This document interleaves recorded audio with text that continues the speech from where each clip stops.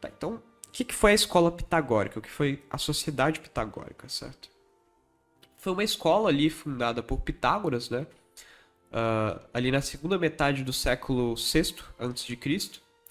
E Pitágoras ele vai fundar essa nova escola, essa nova sociedade de pensadores, que vai estar ocorrendo ali bem no final bem perto, bem próximo da queda da Jônia, né? Que é o local onde localizou-se o fundamento, né? O início da filosofia. Então, bom, Pitágoras então ele vai fundar essa escola, essa sociedade, e essa sociedade, essa escola, uma das principais características dela vai ser justamente o seu profundo caráter religioso e ascético. Por quê? Pra quem não sabe, então, no caso, o ascetismo seria uma espécie de vida mais que possui os hábitos mais religiosos, né? Então, os pitagóricos, eles tinham uma vida muito voltada para hábitos mais religiosos. Então, eles renunciavam muito ao prazer, né? Em troca de, em troca de necessidades e do desenvolvimento espiritual propriamente, né? Então, os pitagóricos, eles tinham essa característica muito religiosa e muito ascética, né? Um estilo de vida que renunciava ao prazer e dava, vamos dizer assim, enfoque para o desenvolvimento espiritual, né? E aí, então, e por que que isso acontece, né? Porque a escola pitagórica, ela vai surgir ali no meio como eu havia dito, né? A escola pitagórica, ela nasce justamente na queda da Jônia.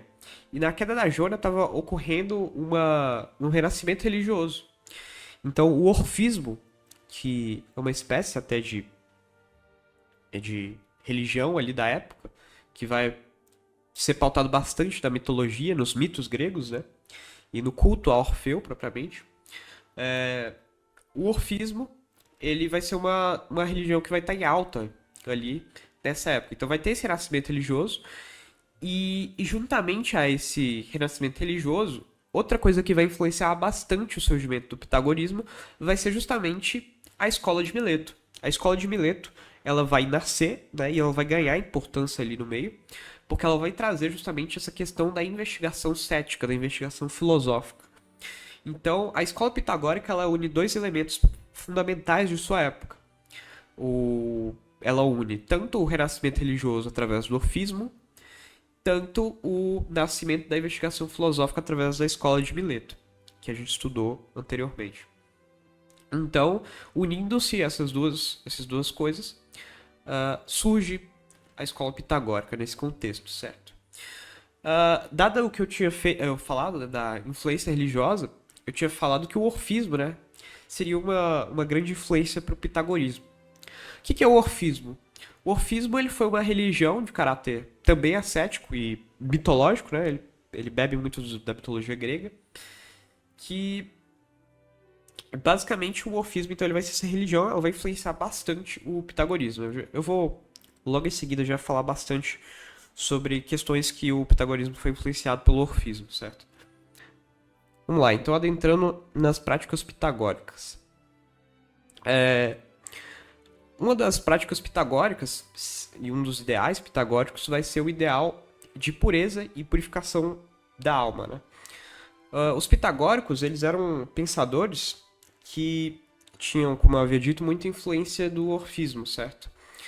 O orfismo, ele se baseava na doutrina da transmigração das almas.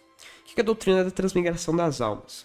É uma doutrina grega que basicamente vai dizer que a alma ela é a essência de fato do que é o homem, certo? Só que pelos pecados, vamos dizer assim, do homem, né? Ele tem que se encarnar para pagar pelos pecados que ele cometeu, né? E aí no caso o homem ele vai transmigrando, né, de corpo em corpo. Às vezes você é um homem, às vezes você é um macaco, outras vezes você é um cachorro. E você vai tentando purificar a sua alma até você atingir o estado de iluminação, vamos dizer assim, né? Um estado de elevação para você não precisar mais ficar nesse ciclo de transmigração das almas, né? E aí você transcende esse ciclo, você sai dele e aí você parte para o culto de Orfeu como um todo, né? Então você meio que atinge ao céu, vamos dizer assim. E aí, então, os pitagóricos, eles tinham esse ideal, né? Eles tinham o ideal de purificar a alma o máximo, e daí que vem práticas ascéticas deles, justamente para tentar purificar a alma, justamente para tentar evitar uma nova encarnação, vamos dizer assim, uma nova transmigração da alma. Então os pitagóricos, as práticas deles eram muito voltadas a isso.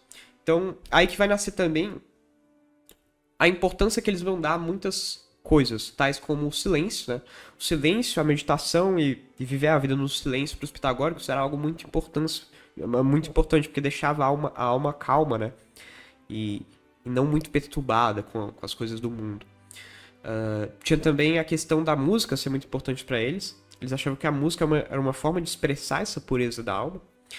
Então, a música, ela era colocada como algo, o estudo da música e fazer a música em si era algo muito importante para eles.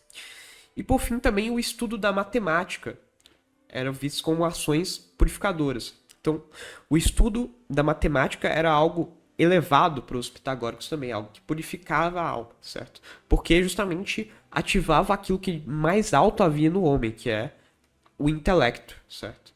Que é a parte para os pitagóricos mais importante da alma. Então essas coisas, né, surgem bastante dessa noção pitagórica, que vem sobretudo do orfismo, de ter essa necessidade de purificar a alma para evitar a transmigração, né? A transmigração da alma. E daí, enfim, né, que eles vão ter essas práticas. Outra prática comum entre os pitagóricos vai ser a abstenção da carne. No caso, isso é um pouco divergente entre autores.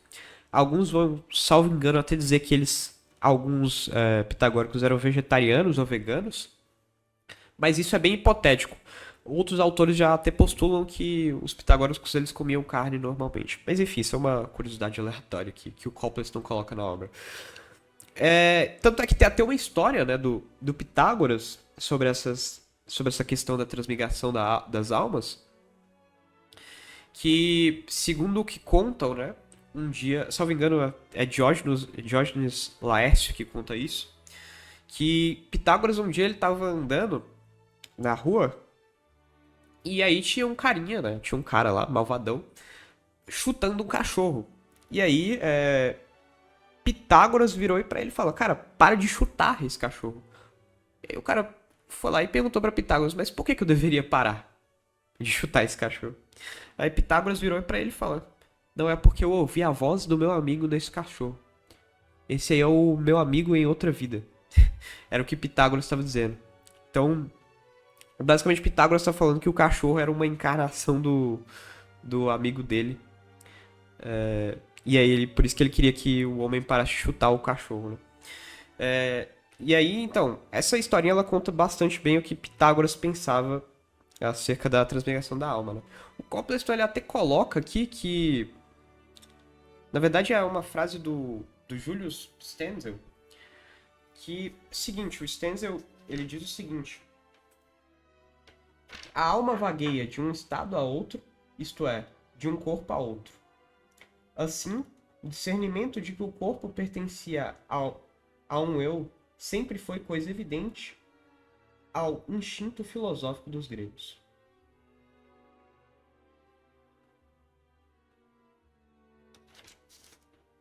E no caso, então,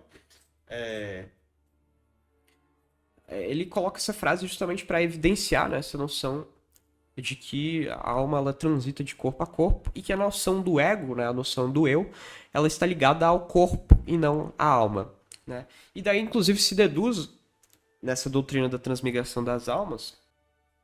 E aí, a partir dessa doutrina, né, a gente consegue deduzir que, para os pitagóricos, a alma ela era a parte mais importante e fundamental do homem, né? Então, eles prezavam, de certo modo, o corpo.